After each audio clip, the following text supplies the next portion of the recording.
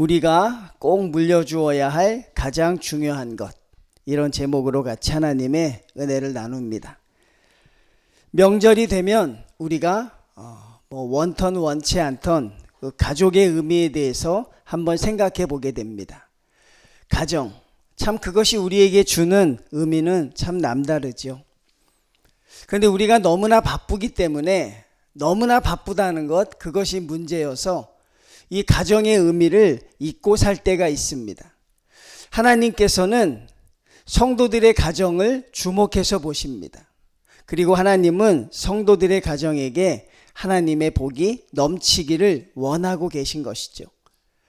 우리가 주님 앞에 어떤 가정을 이루어야 하느냐, 어떤 가정이 돼야 하느냐, 우리가 그런 항상 의문점을 가지고 신앙생활을 하는데, 공교롭게도 요즘 저희가 읽는 여호수아와 또 사사기 말씀이 한 곳을 향해 가고 있습니다.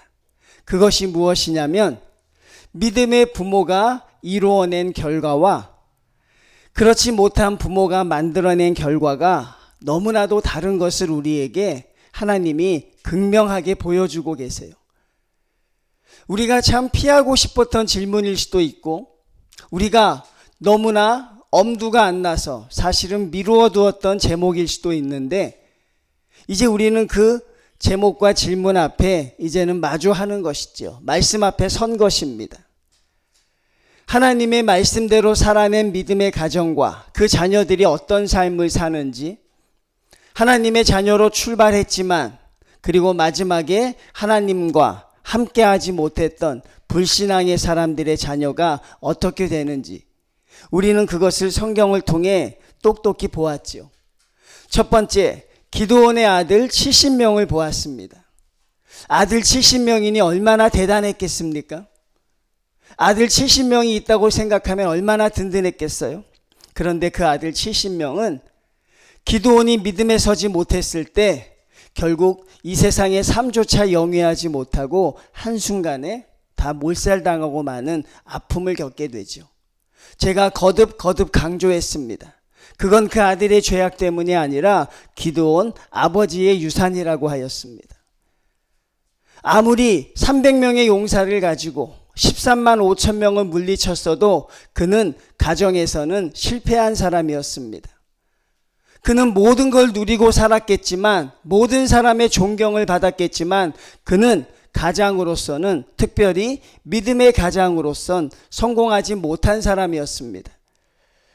기드온의 인생을 생각해 보면 그 인생이 성공적이었을까?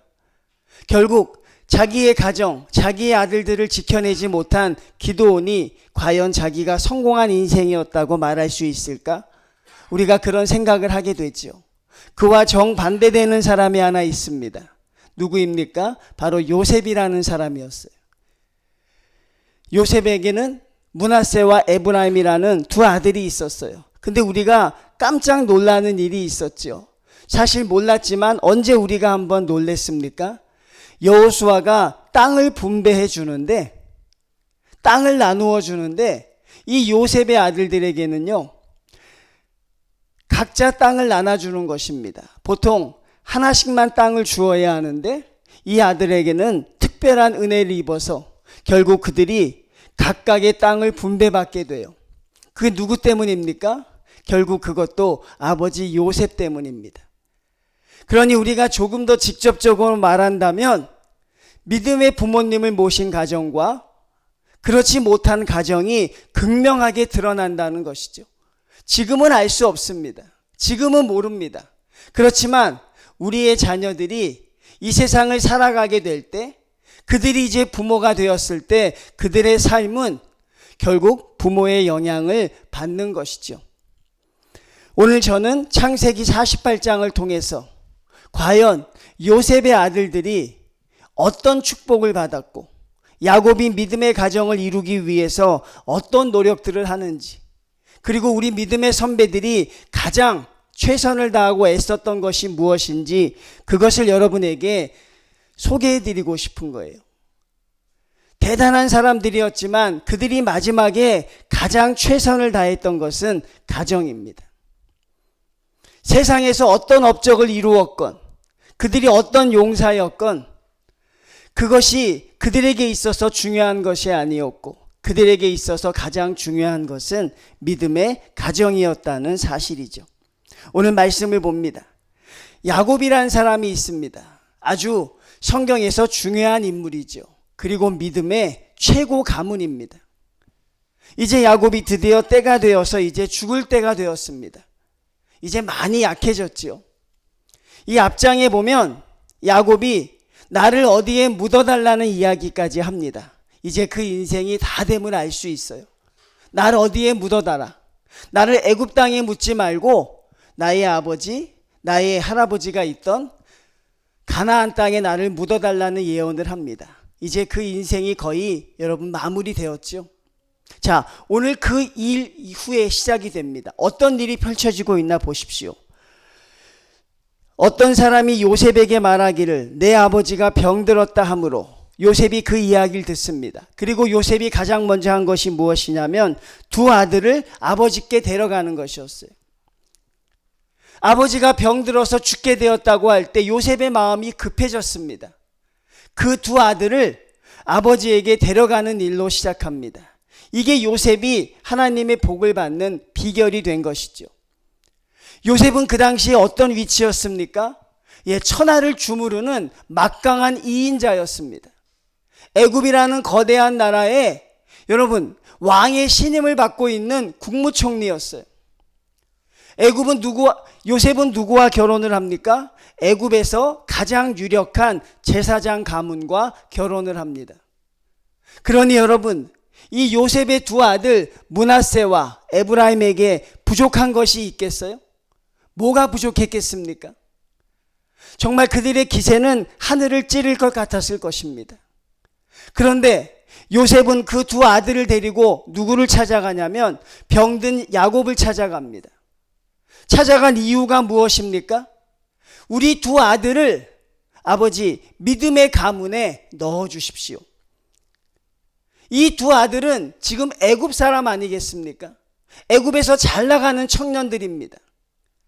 그런데 요셉이 부탁하고 있는 건 아버지 우리 두 아들이 애굽의 자녀로 살지 않고 이스라엘의 자손으로 살 수 있도록 하나님에게 기도하여 주십시오.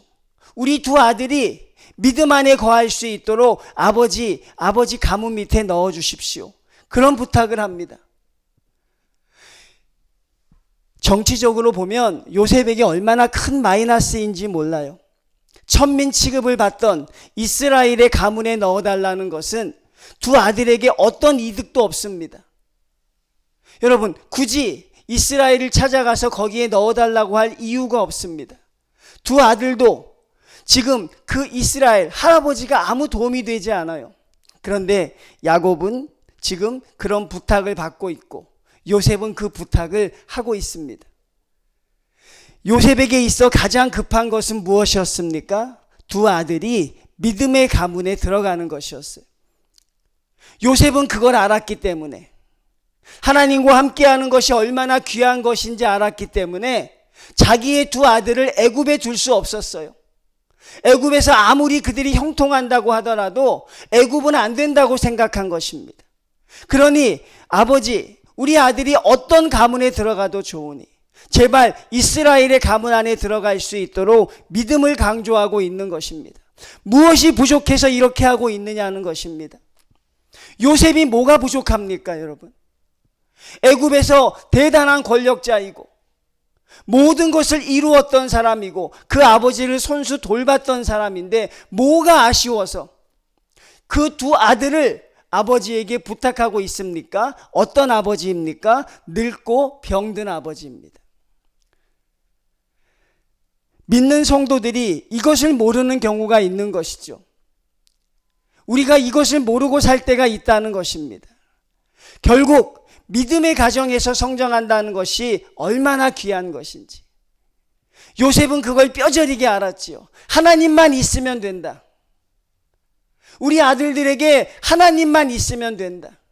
이 애굽의 부와 명예는 이들의 것이 아님을 알았습니다. 요셉이 죽고 나면 없어질 것들입니다.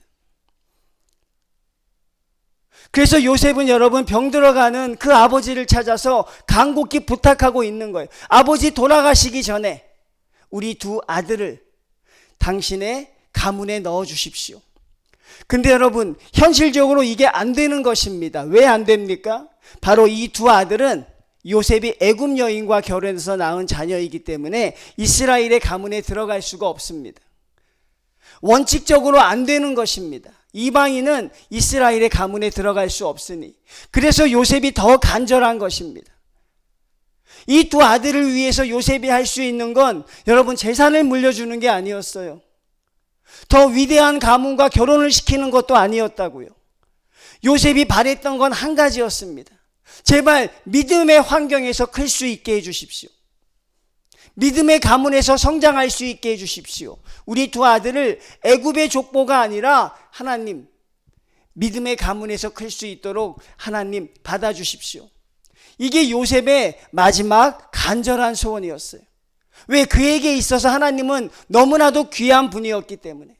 나의 사랑하는 두 아들에게 하나님이라는 유산을 물려주고 싶었기 때문에. 그는 그 병든 아버지에게 사정하고 있습니다. 므낫세와 에브라임은 영문도 모르고 아버지 손에 붙들려 갔을 것이에요. 성도님들, 여러분도 그렇게 간절하십니까? 여러분도 그렇게 절절하십니까? 여러분의 자녀들이 어떻게 살 것인지에 대해서 하나님밖에 답이 없다고 여러분도 결론을 내리고 그 아들에게 있어서 가장 중요한 것이 믿음의 유산이라고 생각하고 있느냐 하는 것이죠. 세상에 많은 사람들이 가치 기준을 뽐내는 그것이 아니라 결국 하나님 밑에 있기를 요셉은 그렇게 원했다는 것입니다. 두 아들이 하나님을 믿는 가정에서 성장하기를, 그 이름의 계보를 올리기를 그렇게 요셉은 원했습니다. 오늘날 결국 우리도 그래야 한다는 것이죠. 우리의 자녀들에게 있어서 우리가 물려줄 믿음의 유산은 믿음밖에 없는 것입니다. 우리가 자녀들에게 줄 수 있는 것은 신앙의 유산밖에 없습니다. 그것 하나로 불안하십니까? 성도님들, 그것 하나로 자녀들이 불안하십니까? 하나님 한 분만 물려줘도 될까? 저 아이들에게 믿음만 주면 살 수 있을까? 집도 좀 줘야 될 것 같은데. 좀 뭐 살 수 있도록 해줘야 될 것 같은데. 정말 하나님 한 분만 내가 저 자녀들에게 유산으로 주면 될까? 여러분 불안하십니까? 하나님 한 분으로 불안하세요? 우리 아이들이 기도하고 찬양하고 하나님을 찾으면 그것으로 됐다고 생각하지 못하고 그것으로 계속 불안합니까? 더 해줘야 되는데, 더 해줘야 되는데. 여러분, 하나님이 함께 하시면 그것으로 끝난 것입니다. 믿습니까? 하나님이 그 자녀와 함께 한다면 여러분 편하게 주무셔도 돼요. 문제는 하나님이 그 자녀들과 함께 할 수 없는 환경을 부모들이 만들어준다는 것이죠.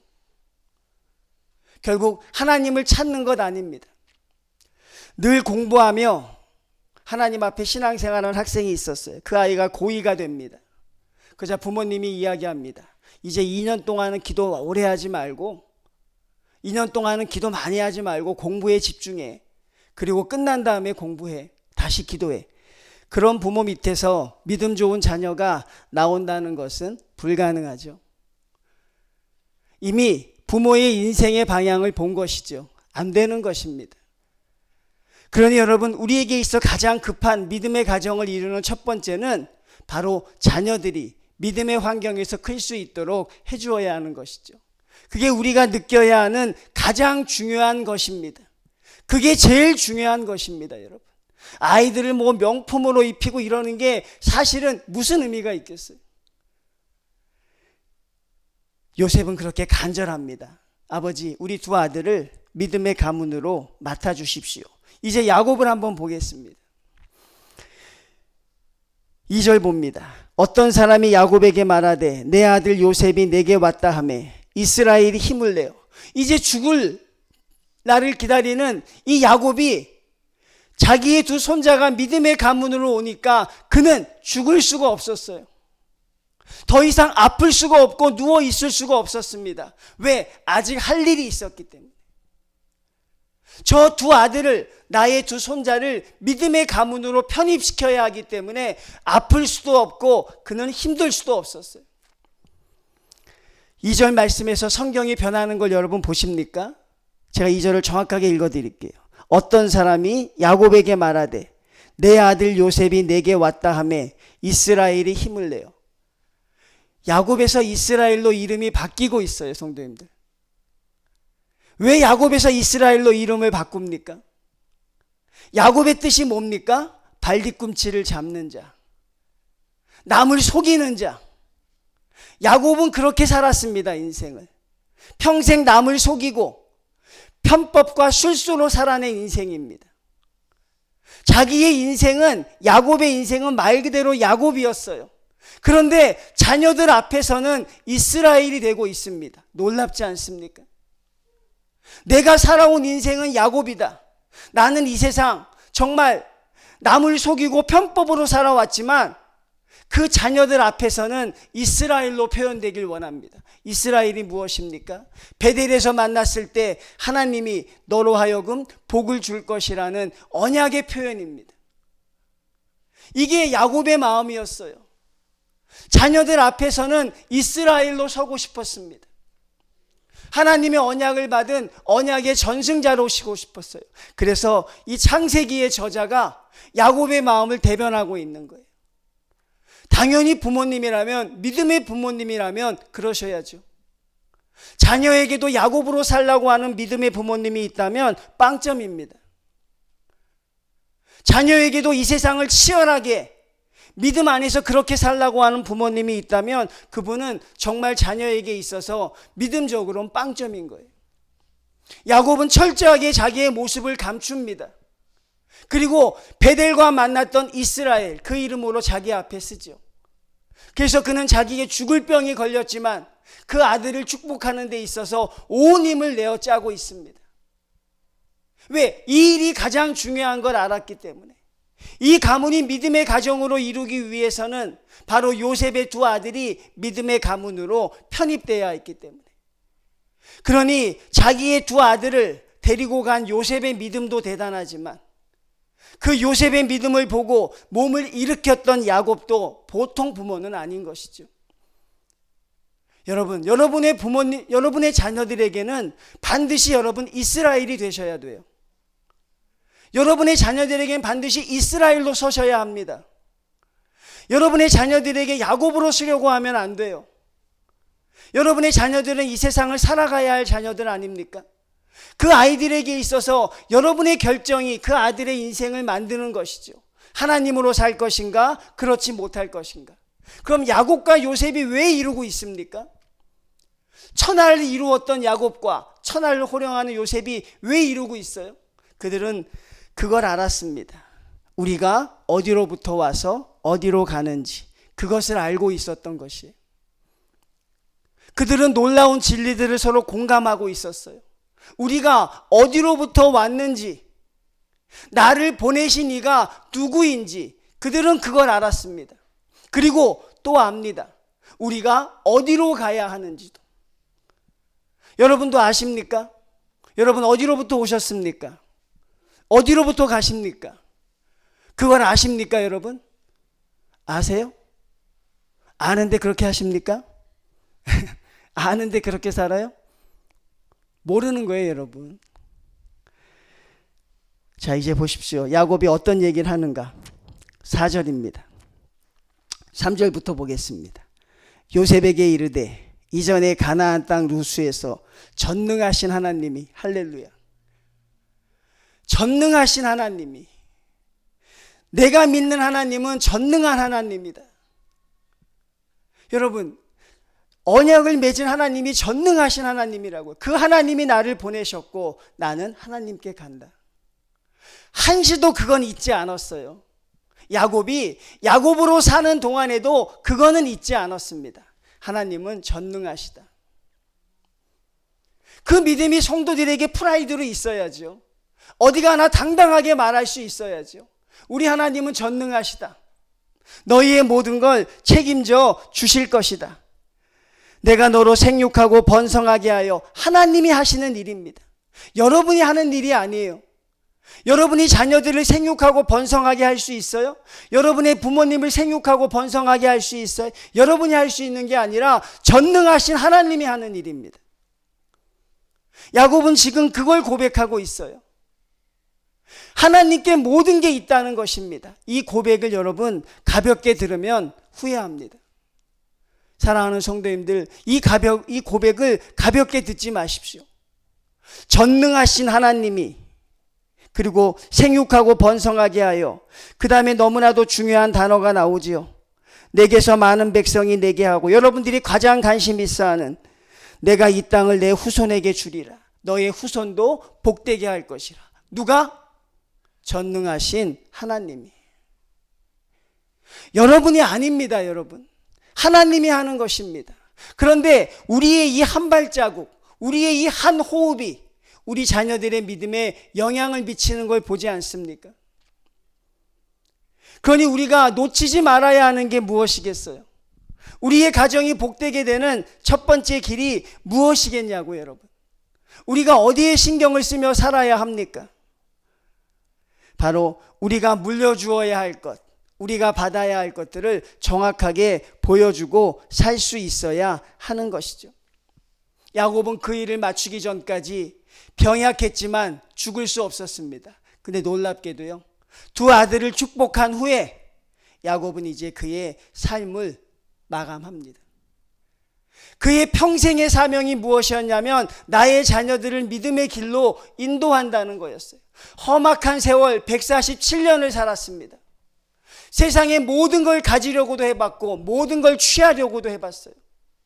근데 그런 야곱도 가장 중요한 길, 내가 걸어야 할 길이 무엇인지 알았다는 것이죠. 결국 믿음의 길이라는 걸 그가 깨달았다는 것입니다. 성도님, 저와 여러분도 다르지 않습니다. 우리가 믿는 하나님은 전능하신 하나님입니다. 여러분이 그토록 원하는 생육의 축복, 번성의 축복, 후손의 축복이 우리 하나님께 다 있는 것입니다. 여러분의 자녀들에게 그 하나님을 만날 수 있도록 도와주셔야 되죠. 여러분의 자녀들이 하나님으로 살 수 있도록 그래야 믿음의 가정이 되는 것이죠. 참 아쉬운 일이지만 성도들이 교회의 사명과 교회의 헌신을 완벽하게 해냈지만 반대로 아름다운 가정을 이뤄내지 못했던 것이죠. 가장 중요한 것은 뭐니 해도 가정입니다. 가정이 먼저 번성한 뒤에 교회가 부흥하는 것이죠. 그런데 우리는 교회의 부흥이라는 허울 아래 나의 가정들을 사실 많이 무너뜨리고 있었던 것이죠. 대표적인 분들이 목사님들이 많습니다. 교회의 부흥과 사명을 위하느라고 아무것도 돌보지 못한 것이죠. 그 자녀들이 하나님을 만나지 못해요. 그 자녀들이 하나님으로 살아가지 못해요. 그럼 어떻게 우리가 눈을 감을 수 있겠습니까? 우리가 힘든 세상 살아왔잖아요. 얼마나 세상이 험악합니까?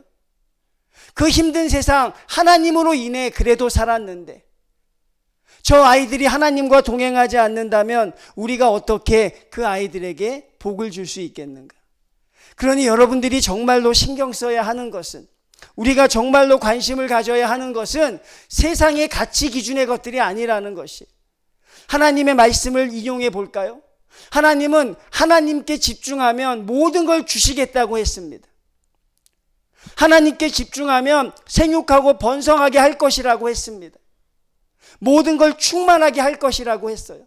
그런데 우리가 자꾸 관심을 다른 데 두는 것이죠. 더 중요한 게 다른 데 있는 것처럼 생각하는 것이죠.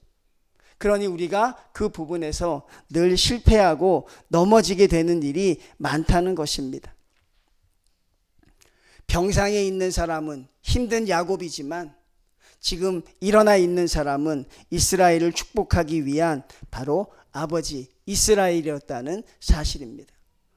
그러니 우리의 자녀에게는 그런 모습으로 설 수 있어야죠. 나는 부모님을 잘못 만나서 그런 가정이 안 됐네라고 생각하는 사람들도 있더라고요. 내가 믿음의 가정에서 컸어야 되는데, 우리가 믿음의 가정에서 크면 너무 좋겠다고 생각하는데, 그런 사람들에게 또 드리고 싶은 말씀이 있습니다.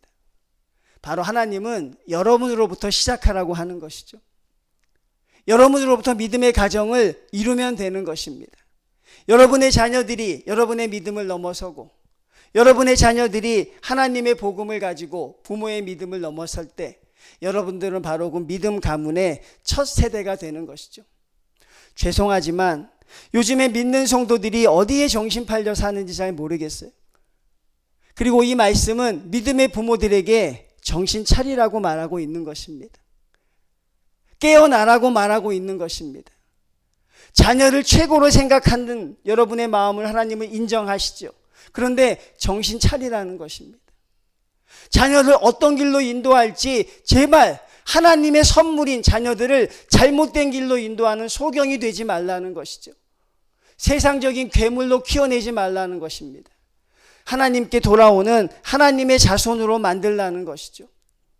결국 야곱은 12명의 자녀가 있었지만 요셉 한 명을 통해 하나님의 나라를 이루어가지 않습니까? 성도님들, 가정의 의미를 생각하시고 여러분의 가정은 반드시 평화롭고 행복하고 복받는 그런 가정이 되셔야 할 줄로 믿습니다. 그게 바로 여러분에게 달려 있는 것입니다. 하나님이 계시다고 믿는다면, 내가 하나님으로부터 왔다고 믿는다면, 내가 하나님 때문에 여기까지 살았다고 이야기한다면, 거기에 대한 해답이 서신다면 여러분의 삶이 바뀌어야 합니다. 여러분의 삶이 바뀌지 않는 건 거기에 대한 아직도 정확한 답을 못했기 때문에 그래요. 어디서부터 오셨습니까? 누가 여러분을 보냈습니까? 어디로 가실 것입니까? 그 답이 섰다면 그 답에 맞게 행동할 수 있어야 하죠. 야곱은 그 두 아들에게 축복합니다. 그 두 아들에게 축복하고 어떤 특권까지 줍니까? 앞으로 에브라임과 므낫세 동생들도 이스라엘의 유업에 들어가게 할 것이라. 그래서 너무나도 천만다행으로 애굽에서 그 방탕하며 세상의 문화에 살다가 죽을 수밖에 없었던 에브라임과 므낫세가 야곱의 가문에 편입되어 그 가문이 믿음의 가문을 이루어서 에브라임 지파는 12지파 중에 최고의 지파가 되었고, 그 이름을 날리는 여호수아조차도 에브라임 지파였고 믿음의 가문을 이루었다는 것이죠. 이 부모님의 간절한 믿음이 얼마나 큰 결과를 만들어 왔는가. 자기의 두 아들을 하나님께 편입시키려고 하고 믿음으로 키워내려고 했던 이 간절한 믿음이 얼마나 큰 일을 이루어 왔는가. 그런데 기드온은 세상의 문화에 심취해서 아이들에게 모든 걸 물려주었습니다. 큰 집을 주었고 엄청난 교육을 제공했고 말할 수 없는 특혜를 주었습니다. 모든 걸 주었다고 생각했죠. 그렇지만 그 결과는 너무나도 다르죠. 여러분의 자녀에게 무엇을 주실지, 여러분의 자녀에게 어떤 걸 허락할지 이 말씀을 통해 여러분들이 결정하시는데 도움이 되셨으면 좋겠어요. 이 말씀을 통해 여러분의 대답이 확정됐으면 좋겠습니다. 물론 또 안 되시는 사람들은 또 여러분 뜻대로 하겠지요. 그렇지만 하나님은 여러분을 포기하지 않을 것입니다. 여러분의 자녀들을 보시고 저 사랑스러운 자녀들에게 내가 정말로 물려줘야 할 게 무엇인지 고민해 보신다면 여러분의 가정은 하나님이 지켜주실 줄로 믿습니다. 여러분의 가정은 하나님이 보호해 주실 줄로 믿습니다. 여러분, 부모님의 믿음을 뛰어넘는 그런 믿음의 가정이 여러분들의 가정이 되시기를, 그리고 이 설날에 믿음의 가정이 어떤 것인지 여러분들이 스스로 보여줄 수 있는 그런 여러분 정말 믿음의 명문가들을 이루어 가시는 우리 정인교회 모든 성도님들 가정 되시기를 주님의 이름으로 축원을 드립니다.